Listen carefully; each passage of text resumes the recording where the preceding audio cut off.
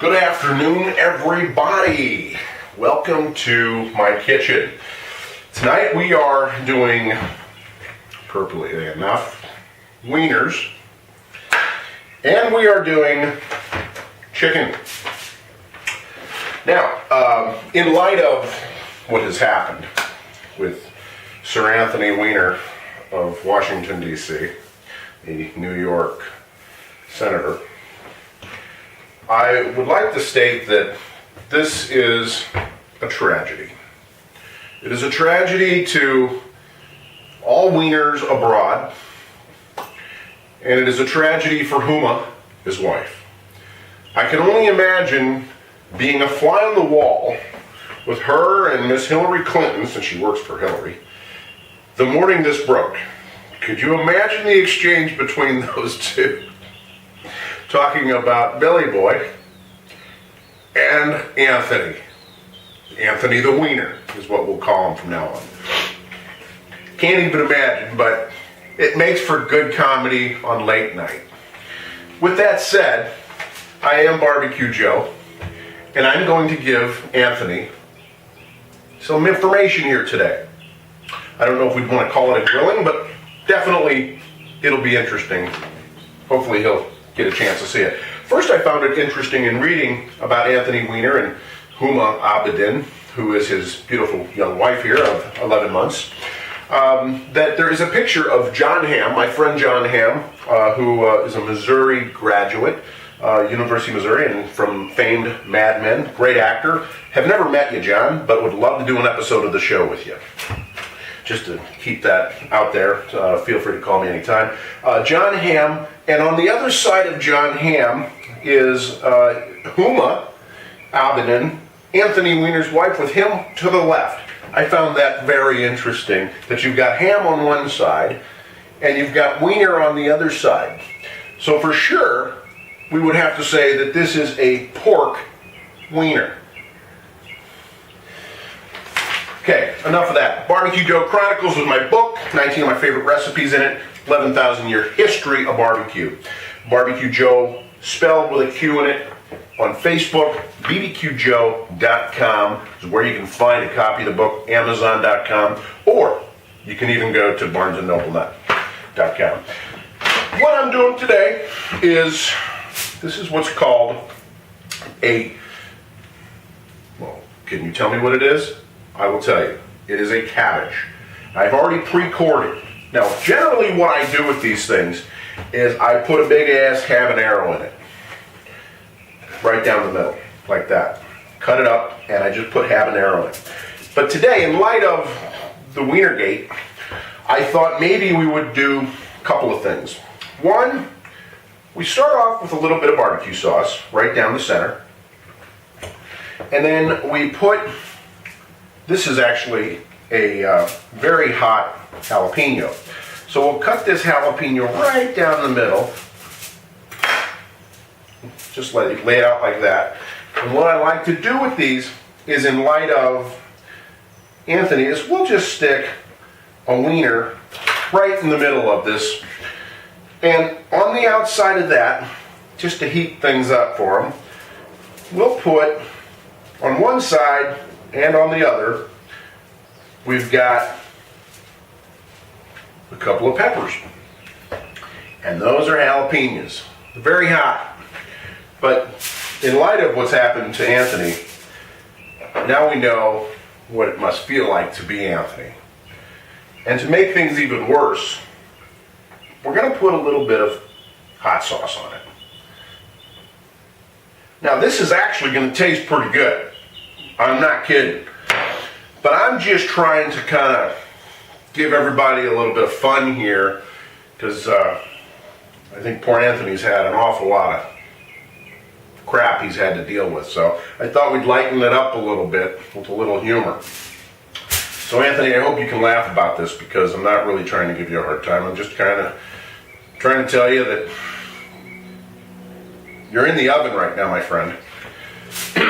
Okay, so that's what we do. Now what we do on the outside of this thing is we put a little bit of olive oil all over the round of it. Now what that's going to do is it's going to help caramelize it at the very end. We want this to be nice and crispy. all the way around it. And then we'll top it off. Now, you know the reason I'm doing this too, not just because of Wienergate. I've had a lot of people on Facebook say when they saw the very first blog of me doing this with the purple one, they really thought it was interesting and they wanted me to do it again with a green one.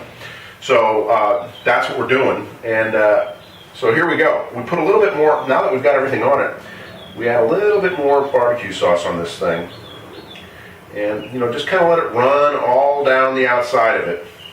You've got the barbecue sauce on it, and you've got the olive oil on it, along with a pepper in the middle, and kind of a hot pepper at that. And then what we do is we take the foil and we wrap it around just like that.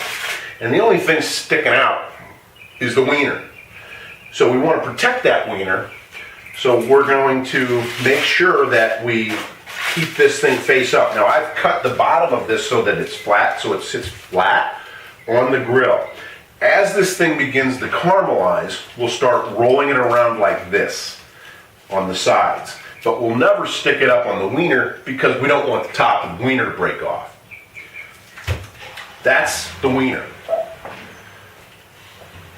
Now that we're done with the grilled cabbage, and again, some of my friends in the South, specifically one of my buddies from Mississippi, actually showed me this, and it's really interesting. It's really, really tasty, so you're going to love it. Now that we're done with Wienergate, we're going to go on to doing one of my new recipes that's in the book, which is a really, really simple one. It is, we just basically put some rum in this thing, and we put a little bit of Greek seasoning and black pepper. And we marinate it for several hours. This is boneless, skinless. But the thing is, what we're going to do with this is we are actually doing this on a cherry plank. Now, you can see that my quality cedar planks are all over the place now. And you can pick those up at 99-cent stores, and I'll disclose some other locations of things, places where you can get them soon. But what we're going to do is we're actually going to put this boneless, skinless thighs here on the plank like this. And on a cherry plank, the taste is absolutely delish, and it is amazing how you can actually get a crispy, nice, well done piece of meat by just keeping it on there. Now we will be turning it, but the point is it goes on like this. And I generally start with it with the open side that's been cut down first. Okay? And then what we've got here is, I think I've got about 12 of these. So we're going to have just enough room to put about 10 of these things on here. And then the rest of them I'll do on a separate plank. But that's what we're doing. And then we'll flip these about every 8 minutes. And we'll keep it on for about 25 to 30 minutes, but the slower and you keep it on, the more you keep it on, the more tender it will become. If you've got time to keep it on for 45 minutes at a lower temperature, say around 250, you're probably better off. But we'll keep this on at about 300 for the first 25 minutes, and the last 5 or 10 minutes, it'll just be smoking, that cherry smoke, and it'll finish up at about 250 because we're just going to shut it down and let it kind of smoke and turn it a few times while it smokes. The last thing we'll do in that 5 or 10 minutes is we'll take some of my smoky bold, and we'll take the smoky bold and we'll mix it with a little bit of a maple syrup. And between the two of them and a little bit of rum inside of it, it'll give it a really nice kick. And that'll be the finishing glaze. So I'm more into calling barbecue sauce finishing glazes because I do so many different types of things with the barbecue sauce. So I'm always mixing, and that's the fun thing what you can do. You can put a lot of different things in. One of these days I'm going to do a blog specifically just on different marinades and different rubs and different barbecue sauces that you can do with all these different recipes. With that said, marinate often, grow responsibly. See you out at the grill.